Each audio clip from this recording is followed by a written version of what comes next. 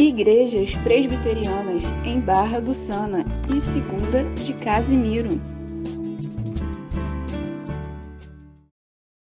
Então vamos lá, queridos, eu mesmo faço a leitura, Atos capítulo 19, versos de 1 a 7, diz assim a palavra de Deus. Aconteceu que, estando Apolo em Corinto, Paulo, tendo passado pelas regiões mais altas, chegou a Éfeso e, achando ali alguns, perguntou-lhes: recebestes porventura o Espírito Santo quando crestes? Ao que lhe responderam: pelo contrário, nem mesmo ouvimos que existe o Espírito Santo. Então Paulo perguntou: em que, pois, fostes batizados? Responderam: no batismo de João. Disse-lhes Paulo: João realizou de arrependimento, dizendo ao povo que cresce naquele que vinha depois dele, a saber, em Jesus. Eles, tendo ouvido isto, foram batizados em o nome do Senhor Jesus. E impondo-lhes Paulo as mãos, o Espírito Santo, e tanto falavam em línguas como profetizavam. Eram ao todo uns 12 homens. Amém. Obrigado, Senhor, pela palavra. E eu vou trocar de microfone. Então vamos lá, queridos. Eis aqui a leitura da palavra do nosso Senhor, nessa nossa série de breves reflexões no livro de Atos dos Apóstolos. Então chegamos aqui ao início do capítulo 19, para uma passagem bíblica, queridos, que tem gerado muitas controvérsias, quando o tema das línguas é mais uma vez trazido à tona pelo autor, que é Lucas. Contudo, queridos, e aqui eu quero chamar a sua atenção para esta introdução que nós vamos fazer, que nós já estamos aqui fazendo, porque nessa introdução o pastor vai trazer muito conteúdo. Vou trazer bastante coisa aqui, eu preciso que você tenha atenção, para que quando a gente entrar de fato aqui na análise dos versículos de 1 a 7, a gente esteja assim melhor situado dentro daquilo que nós vamos tratar aqui. Aumenta um pouquinho esse microfone 2, filho, por favor. Então, queridos, este texto, ele é muito usado dentro de uma controvérsia no meio das nossas igrejas e denominações ao tratar deste tema das línguas.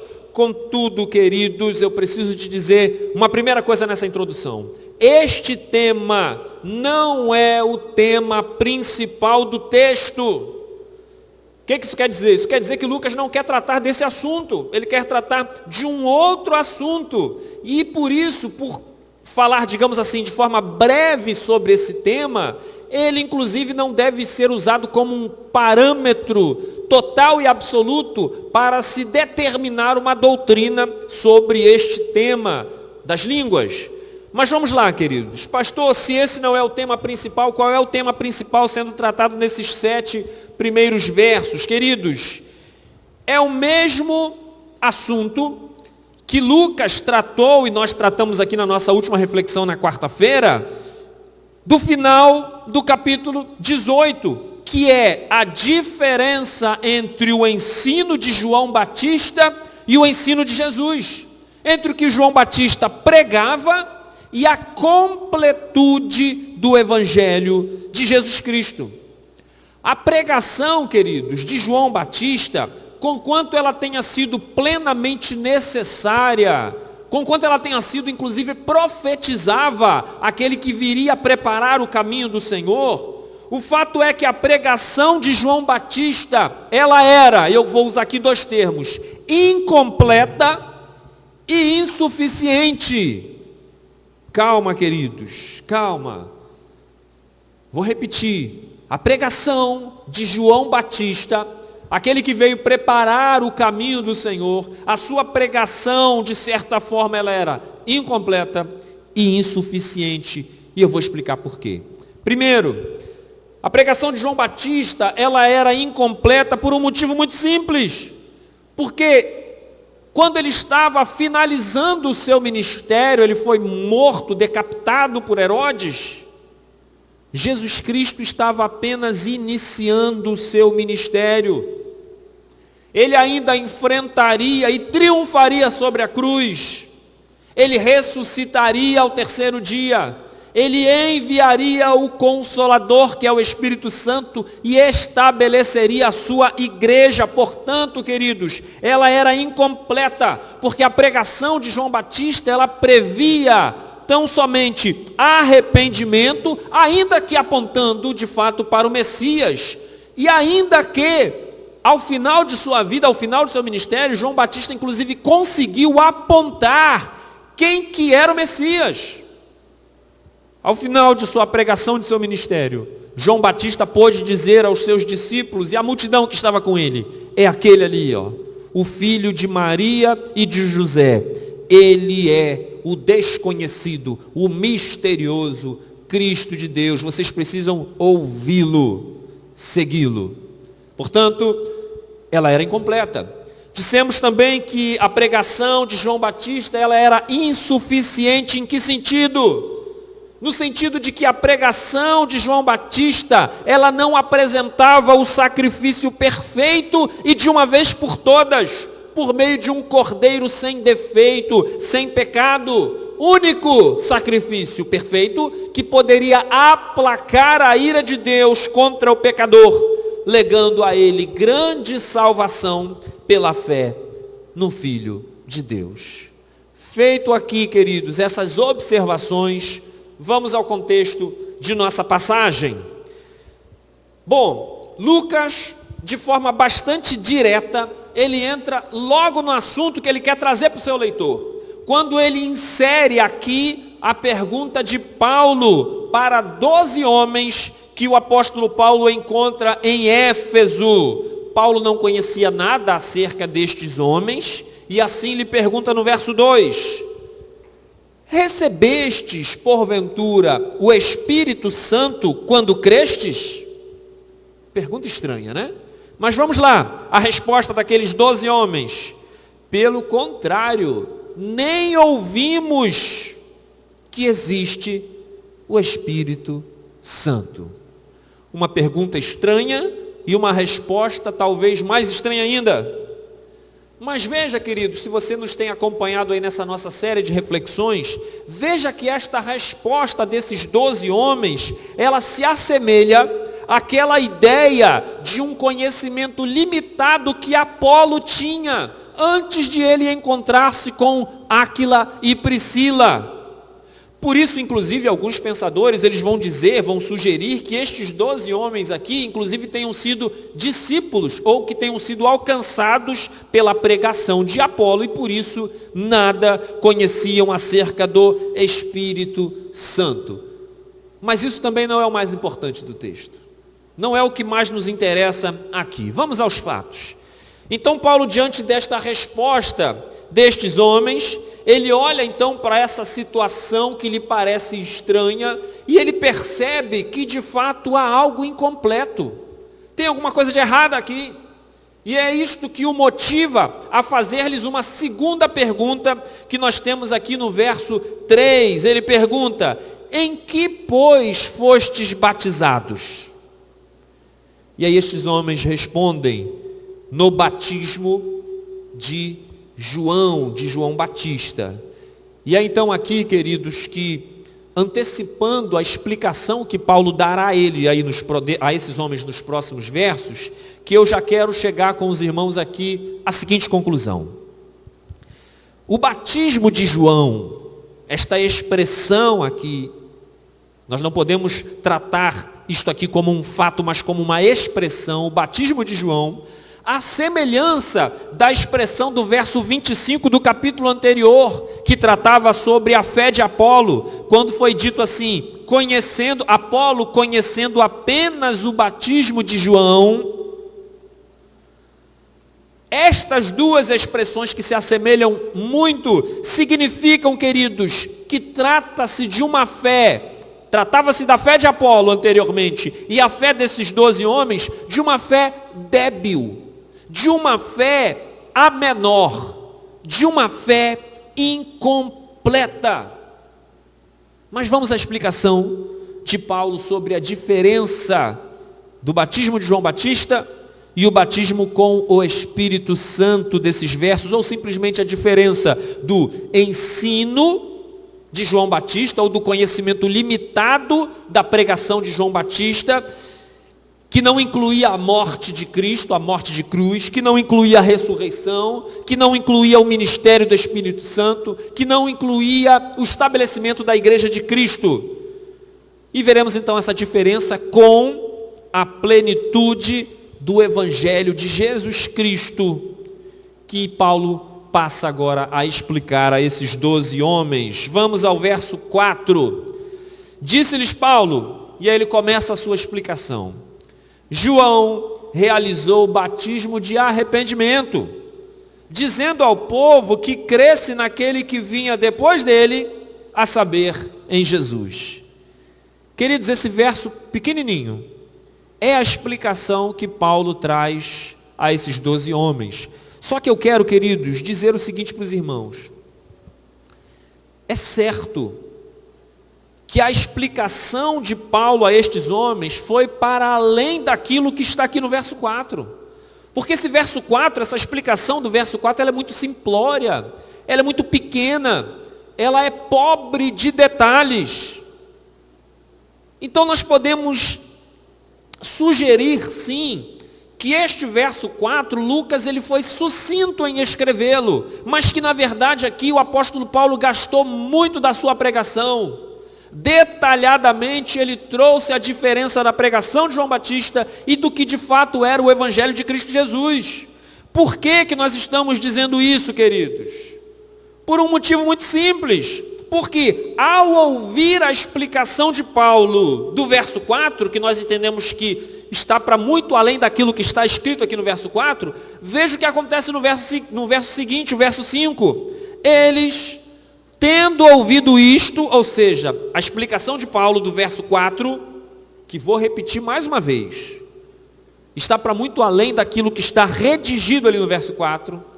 Então, vamos lá, eles tendo ouvido isto, verso 5, foram batizados em o nome do Senhor Jesus. Ou seja, agora que estes 12 homens entendem a diferença do ensino de João Batista e do ensino da plenitude do Evangelho, eles recebem agora o batismo em nome de Jesus.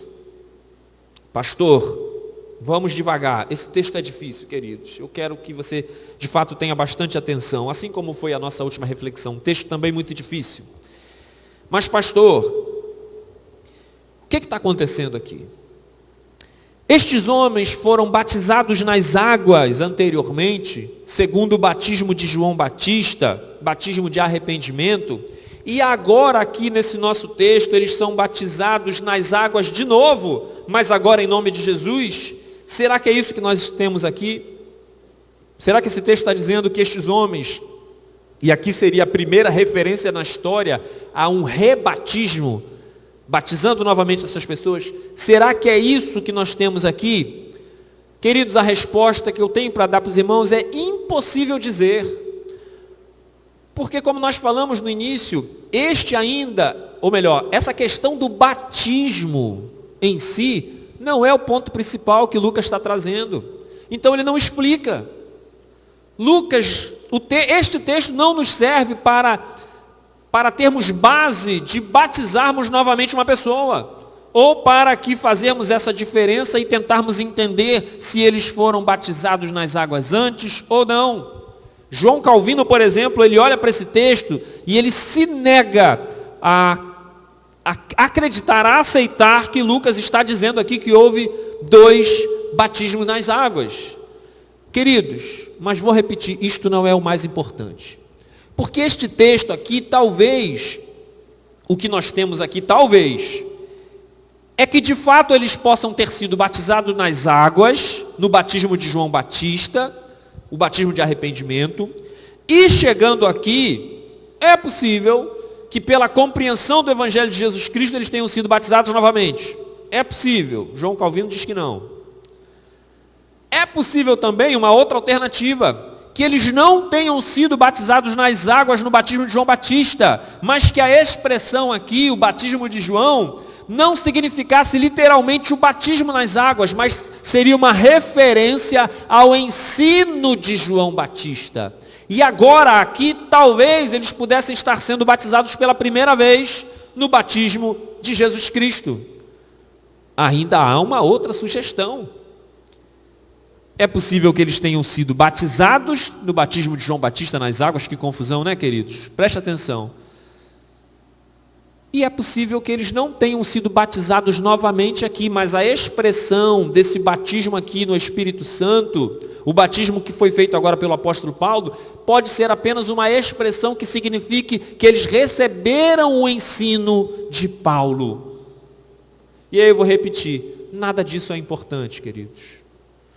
Pastor, então o que é importante aqui? O importante aqui é que nós podemos de imediato trazer a seguinte afirmação: o batismo de João Batista não é o batismo cristão. O batismo de João Batista, ele era temporal, reduzido ao tempo do preparo do caminho do Senhor como o cumprimento das profecias. Esse batismo de João Batista, ele era um batismo que ele previa ou que pressupunha arrependimento e consequente apontamento para a chegada do Messias. Portanto, era um batismo incompleto. Porque o batismo, queridos, em nome de Jesus, este sim, é o único batismo requerido pela Escritura para toda a cristandade. Batismo nas águas, que pressupõe arrependimento? Sim, que pressupõe arrependimento, mas principalmente que pressupõe conhecimento da plenitude do Evangelho de Jesus Cristo. O que inclui aqui conhecimento acerca da sua morte na cruz, da sua ressurreição, da vinda do Espírito Santo Consolador e do estabelecimento da igreja. Este entendimento configura-se no batismo cristão e que nada mais é, queridos, como um símbolo da verdadeira conversão do crente. E aí, entendendo esta diferença, é que a gente pode entrar no verso 6 e entender melhor o que Lucas nos traz aqui. Verso 6, e impondo-lhes Paulo as mãos, veio sobre eles o Espírito Santo, e tanto falavam em línguas como profetizavam. Queridos, que versículo aparentemente difícil. Por que é aparentemente difícil? Porque, queridos, veja aqui, em primeiro lugar, não há qualquer margem aqui, neste verso 6, para um entendimento de que há um batismo nas águas e um segundo batismo no Espírito Santo, que é comumente abraçado por algumas denominações, alguns segmentos, que olham para esse texto e trazem como fundamento para esta doutrina de dois batismos. Quem nunca teve de responder a seguinte pergunta de alguns irmãos nossos, crentes de determinadas denominações, que perguntam assim: você é batizado nas águas? E aí o irmão responde: sim, eu sou batizado. E aí ele faz normalmente uma segunda pergunta: e você é batizado no Espírito Santo?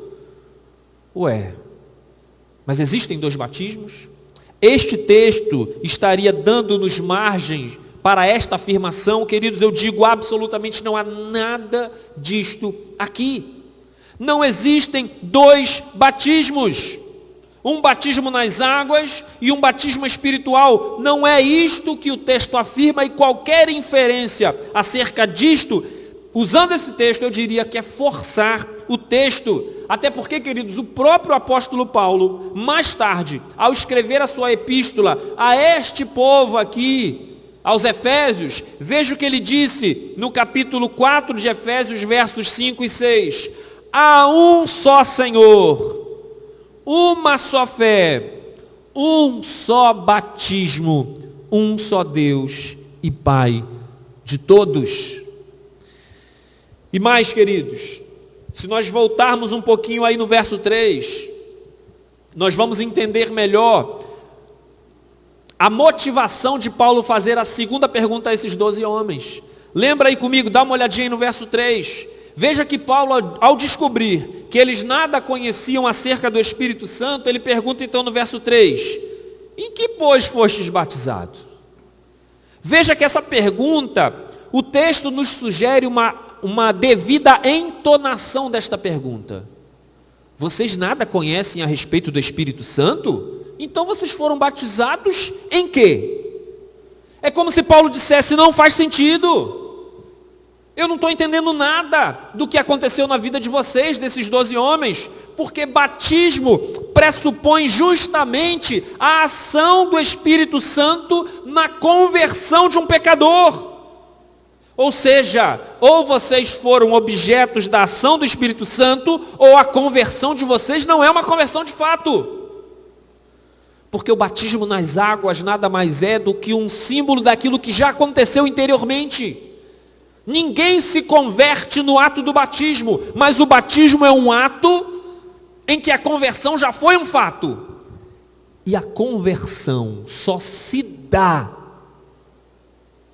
na vida do pecador por meio da ação do Espírito Santo de Deus, que convence o pecador de seu pecado e o leva a entregar a sua vida a Jesus Cristo. Eis aí o batismo com o Espírito Santo.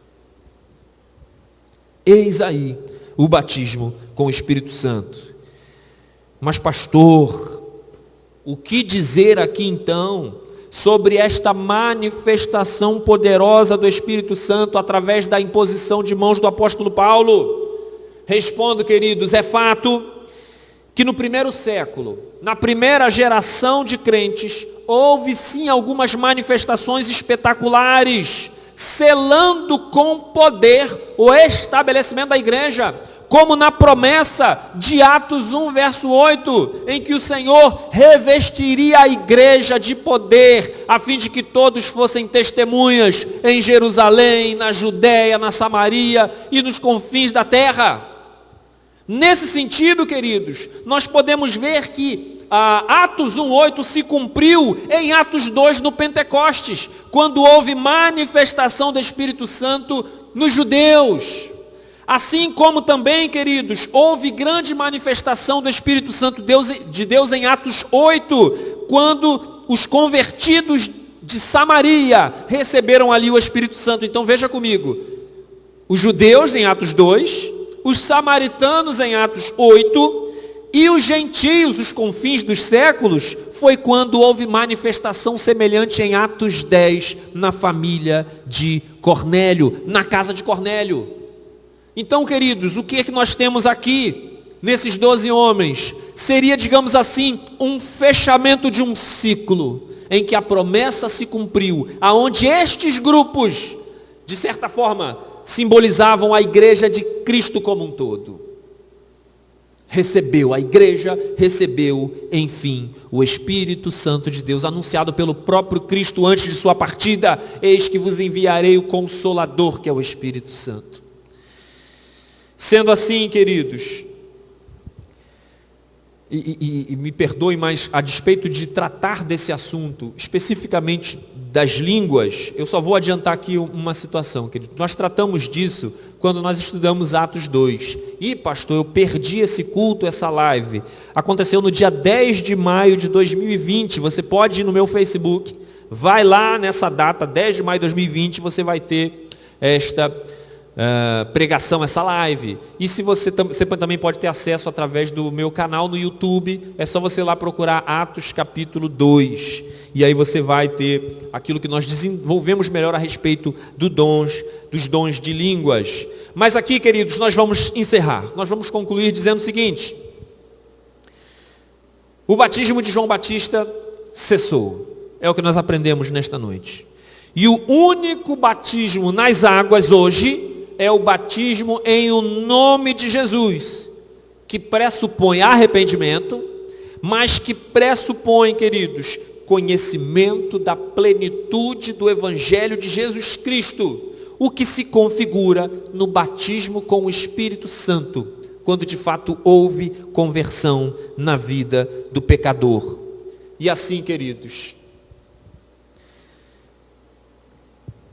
que possamos ser guiados por este Espírito Santo, que hoje habita no coração de todo aquele que chegou ao conhecimento do Evangelho, na pessoa de Jesus Cristo, por meio de sua vida, de sua morte, de sua ressurreição e do estabelecimento da Igreja de Cristo na terra. Que este conhecimento nos leve àquilo que se espera de cada um de nós. Uma vida de honra e santidade ao nosso Senhor. Amém, queridos? Igrejas Presbiterianas em Barra do Sana e Segunda de Casimiro.